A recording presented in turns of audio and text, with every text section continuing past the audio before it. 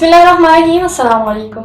Avon TV की news studio से मैं हूं अलीशा वासी और मैं हूं अरूज फखर। शामिल करेंगे न्यूज़ हेडलाइंस।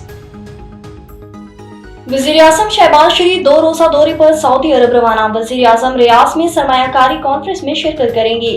वज़ीर-ए-आज़म की सऊदी वली अहद मोहम्मद बिन सुलेमान से मुलाकात, दो तरफा ताल्लुकात, इक़्तिसादी और स्ट्रेटेजिक ताउन पर बातचीत होगी। दिफा, तिजारत, तवानाई और दीगर शोबों में इन्वेस्टमेंट पर गौर होगा।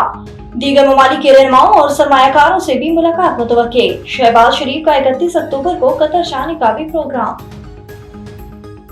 अरकान कांग्रेस का बानी से मुतल्लिक खत सदर जो बाइडन को मौसूल। तर्जमान अमेरिकी महकमा हाजा मैथ्यू मिलर ने कहा, मुनासिब वक्त पर जवाब दिया जाएगा। जमहूरी अमल में शिरकत हर किसी का बुनियादी हक है।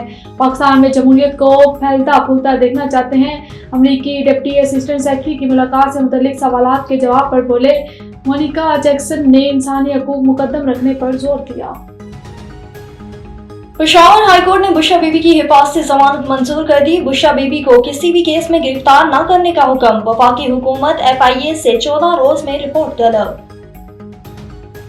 वकील इंतजार पंजोथा बाजियाबी केस कोई पेशरफ न हो सकी। इस्लामाबाद हाई कोर्ट ने अटॉर्नी जनरल को 2 दिन का वक्त दे दिया। कोशिश जारी है, जुम्मे को अच्छी खबर दूंगा।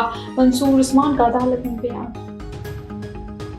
और अवामी तवज्जो हटाने के लिए 27वीं तरमीम का शोशा छोड़ा गया। जमात इस्लामी का 26वीं आईनी तरमीम के खिलाफ अदालत जाने का ऐलान। हाफिज नईम का बिजली बिलों पर रिलीफ, पेट्रोल सस्ता करने का मुतालबा।